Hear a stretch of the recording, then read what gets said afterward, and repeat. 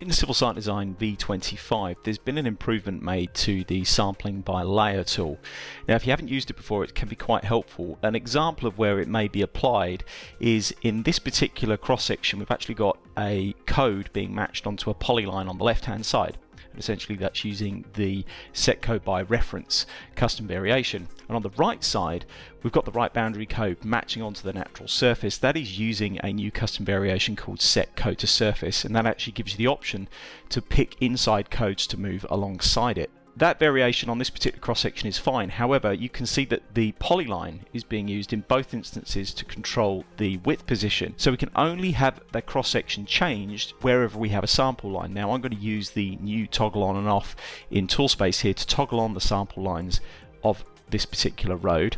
And you can see wherever we have a sample line, that is where we're able to match onto that particular polyline.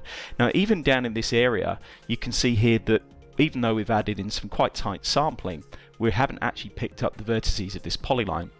So to manage this, what we do is now run resample sections for this road and get it to pick up a layer using this particular polyline on both sides.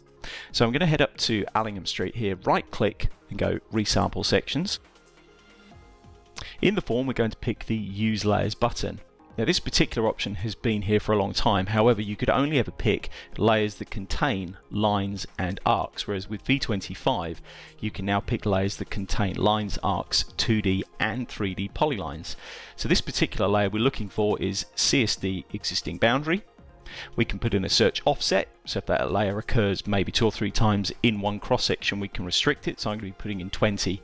I want to add these to the existing sampling and obviously keep the existing sampling as well, and click apply and exit and then click OK.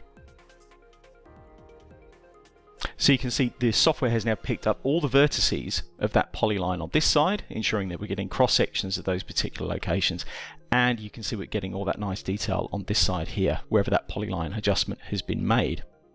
If at any point you want to make a change to your polyline, you can either, with the design data form open, just simply click on recalculate, or you can come into Toolspace and double click on resample all to quickly resample all the strings in the project.